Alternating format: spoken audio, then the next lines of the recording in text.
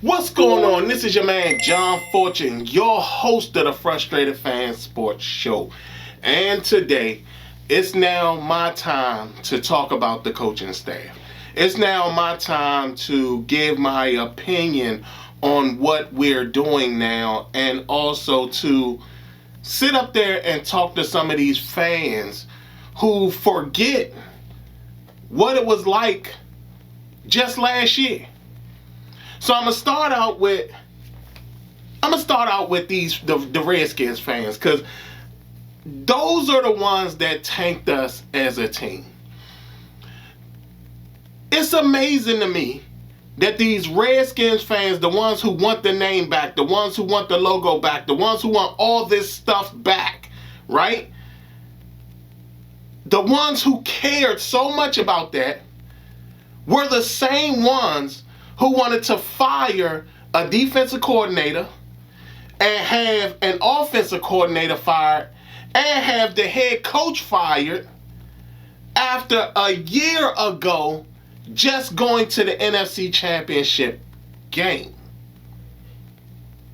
These same Redskins fans were screaming at the top of their lungs and crying, moping, whining, babying, biatching,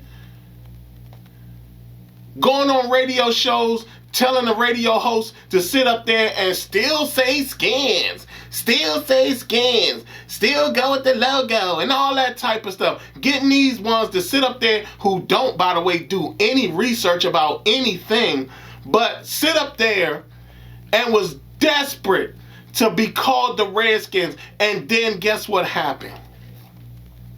We had a traditional Redskins season. All we did was lose. We lost our top players to all injuries. All of our top players to injuries. Then we sat up there and watch as our superstar guy goes down to injury. Not once, not twice, but 3 times. Then we see his backup go down to injury. To the point at where we needed our third string quarterback to sit up there and play in the final one or 2 games. You say you're fans, but you're not fans for real, because for y'all, it's more important to have a name than to stop the losing. Most of y'all weren't even born to see some of the winning that's going on. Most of y'all have been around and don't remember that window of winning was only 10 years at the most. And for real, it was actually only 9. And then you got the nerve to sit up here and act like the name means so much. To hell with that name. To hell with the logo and all that. It wasn't even an identity of the dang city. This city has nothing to do with that logo. The logo was of a guy from Montana. That has nothing to do with us. And the actual starting of this team, the actual name and everything like that, they were the Boston Braves at first. And you know what that was about? That was about the Boston Tea Party. Yeah, that's what that was about. Basically a story that was fake for years until people actually found out and did some dang research and found out that it was Americans throwing tea over the boats and was trying to blame the Native Americans. Get over it. Stop calling us the Redskins. All you do is give us bad luck. That name, that logo, that everything is nothing more than bad juju. Look at what happened each time we wore those uniforms. Each time we wore those uniforms, it got bad. Jaden Daniels, who got injured all this time, and sit up here, he got injured 3 different times. 3 different injuries. And y'all so desperate for this name that has had no winning associated to it for years. You think I give a dang about the 70s? I don't. Because guess what? When I started watching football, Jack Pardee wasn't the coach. When I started watching football, I didn't know who the hell George Allen was. And guess what? He didn't win nothing anyway. He didn't win a Super Bowl. So guess what? The Redskins thing, throw it in the trash. Because we don't need it. We were winning as the Commanders. And another thing. For all y'all who all of a sudden want to glaze the glizzy of Drake May. And y'all know who I'm talking about. Glazed his glizzy. Most of y'all, and let's talk about that for a hot second. Most of them don't even care. Most of them just want a white quarterback. That's all it is. It has nothing to do with how good he actually is. It has everything to do that he's white. There was so many people pushing for Drake May. Even now to this point, even though last year you saw Jaden Daniels have one of the greatest rookie seasons we've ever seen that should have culminated in him getting an MVP. But he didn't, because why? The voters wanted Josh Allen, who had mediocre numbers, to sit up there and win. But all their desperation, all these fans all of a sudden, these Redskin fans are so desperate for a name, then they're all screaming about, hey, we wanted Drake May. What is Drake May doing in the playoffs? What is he doing in the playoffs? Because remember last year, our guy was the sole reason we marched through teams and could have came close to winning and making the Super Bowl. That was our guy who got us there. It wasn't a thing where we had our guy and he was relying on the defense to sit up there and bail him out of anything. No, he was the reason we marched that far. That was Jaden Daniels. And y'all are talking about some Drake May? Drake? Are y'all crazy? Get out of here. That's to all you Redskins fans. Because y'all don't see, and this falls in line with people from Cleveland, and I'm gonna talk about them in another video. But this falls in line with fan bases who has fans who are so used to losing that they would rather have the tradition of losing than to have a tradition of winning. You never, I mean, when you think about it, you don't hear other teams sit up there and rest on their laurels just because they won a few championships years ago. Here we are sitting up in here, and you got all these fans that are so desperate for that. But we're also the same fans that was talking about get rid of the coaching staff after we went to the NFC Championship a year ago. In a situation where none of the coaches had all of their stars available to them. They sit up there and they see other people's stuff and think that other people's stuff is special, think that the grass is greener on the other side, and watch, I swear, we better not have a bad season. And this transitions me into the coaching staff. I said from the onset, this was not the season to be firing anybody. This was unfortunate. A lot of people got injured. A whole bunch of people got injured. A whole bunch of people sat up there and was not available. And I told y'all even before the season, our depth did not look great. And because our depth did not look great, if anybody got injured, we were going to have problems. And dang it if that didn't happen.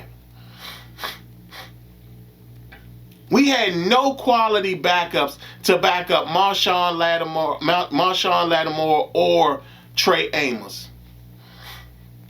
The only guy we had was Mikey Sandersteele. That's it. We had no quality backups to back up the safeties. We had no quality backups when it came down to the defensive ends. We had nothing. I mean, we sat up there and we've been drafting 2 straight years and we had nothing. The best thing that we had out of last season was our offensive line. That was the best thing we had, and somehow Jaden Daniels still got injured 3 different times. We had the best offensive line we've had in a long time, and somehow, some way, Jaden Daniels still got injured.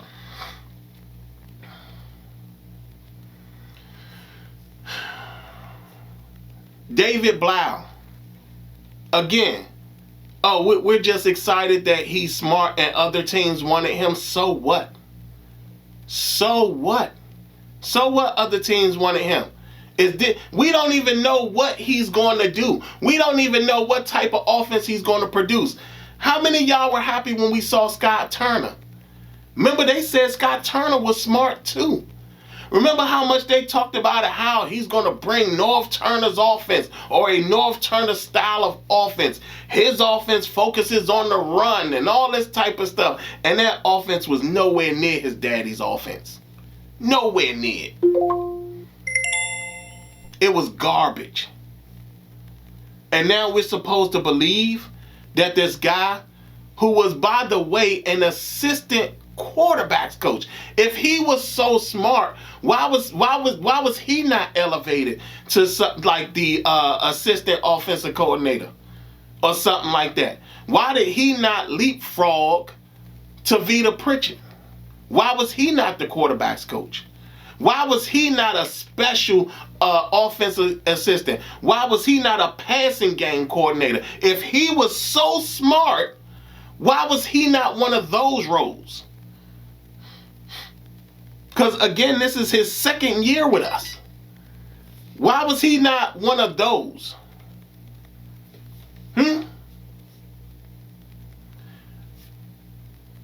Then we sitting here and everybody's saying, well, we don't know what he's going to be. That's the problem.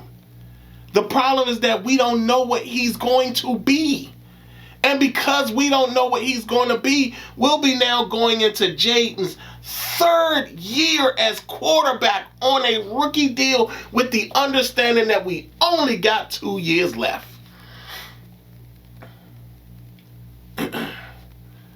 Then we got Durante, who, by the way, is a good guy. I met him years ago. And we don't really know what he's going to be, but at least, he was a defensive backs coach. At least he was a defensive backs coach. At least we can hang our hats on that.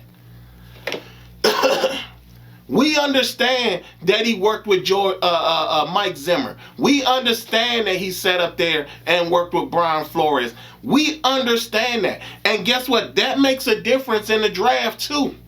Because you know why?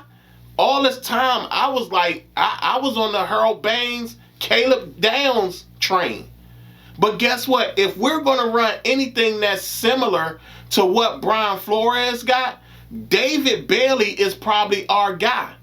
Athletically, his profile matches that of Van Ginkel.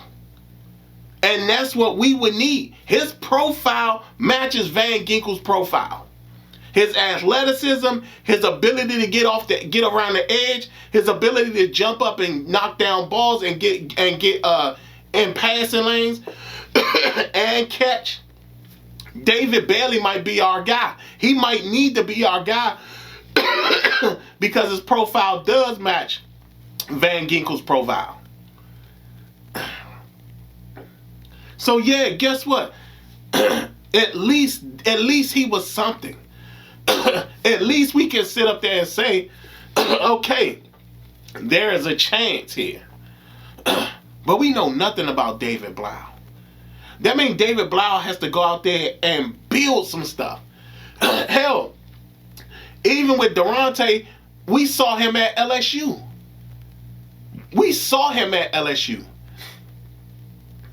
So, yeah, there is a difference. But we don't know nothing about Blough. We don't know what Blough is going to be.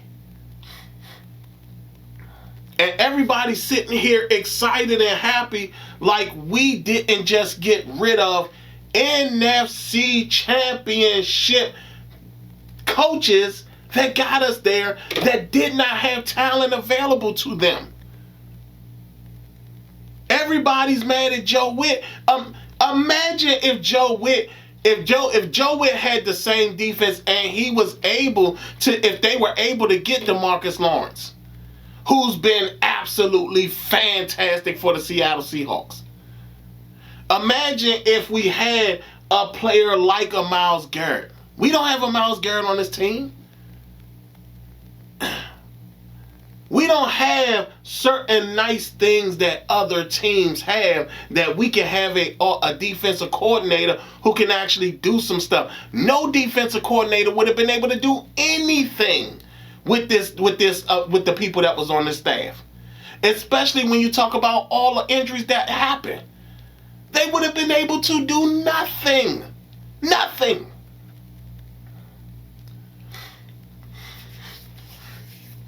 And now here we are again, new season with change in Jaden's third year. We're getting closer to his rookie deal being over, and now we look crazy. We look so crazy. So crazy. And everybody is sitting here acting like it's not a big deal. It is a big deal. I like the defensive coordinator hiring. I think it's probably the best. Offensive coordinator, he has to build an offense, y'all. That means he has to go draw up plays, figure out what he's going to do, figure out where Terry's going to be in this offense. That's another thing. Jaden Daniels is going to have to learn another offense. The offensive line is going to have to learn another offense. That's another thing too, because they don't have an offensive line coach yet. At least so far, I don't think they do. We're sitting here in a situation where we don't know where we're supposed to go next. And our team is looking terrible at this point. Understand, we haven't had a draft yet, which I think we only got maybe 5 picks in that draft. And then you're talking about free agency. There's nothing really special or grand rising or that shows greatness in there. And that's what we're going to have to do now. This is something where, for the first time, Adam Peters is going to really have to answer some questions, because guess what? Understand, I was always told where there's smoke, there's fire. You're not going to tell me that a report comes out and says that Adam Peters had an issue with Cliff Kingsbury, and all of a sudden it's like, it's up to Dan if he wants to fire somebody. Y'all don't think it's kind of weird that the only people we were able to bring in were assistants? On offense, we got the assistant. Yeah,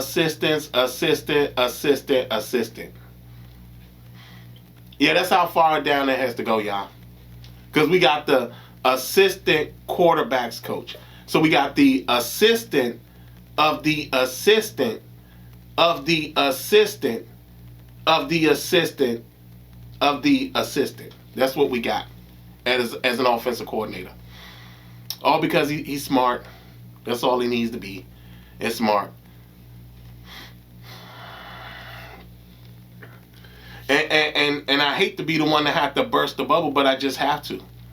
Because so many of y'all, and this is exactly how a traditional Redskins team does.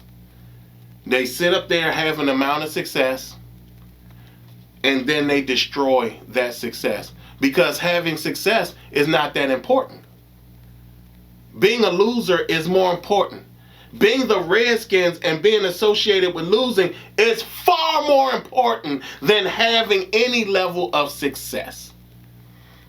And then we sitting up in here, we're now starting to see our sports reporters glazing the front office, whereas when they had no connection to the front office, they would talk so badly about Bruce Allen and Jay Gruden and everything like that, talk poorly about those people. Now all of a sudden they get some access. You hear them talking about some, well, you know, my guy over there at over there in Ashburn. Oh yeah, you got guys over there in Ashburn now? Now all of a sudden y'all won't say what y'all really need to say? Yeah, all right. Like I said, I'm not excited about the season when it comes around, because I feel we've done nothing to improve the team. I mean, I don't get me wrong. I think the defensive coordinator is going to make a difference, but guess what? How much of a difference is he going to make if we don't have the players to play in the system?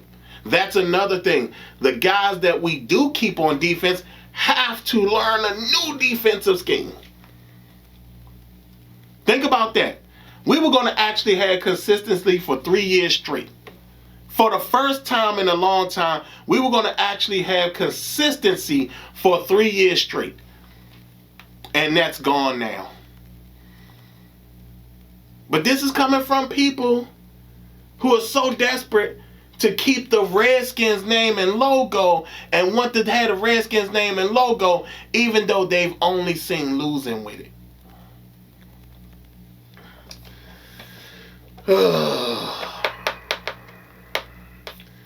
I guess we're back to regularly scheduled programming.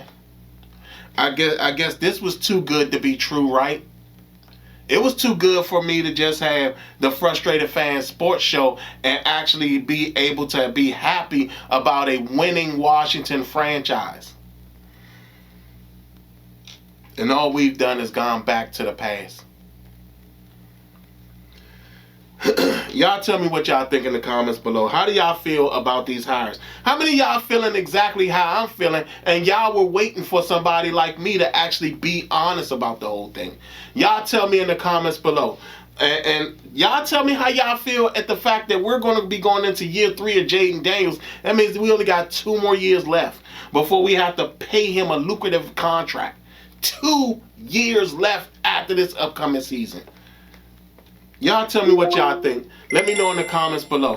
Other than that, this has been your man John Fortune, and it's been the Frustrated Fans Sports Show.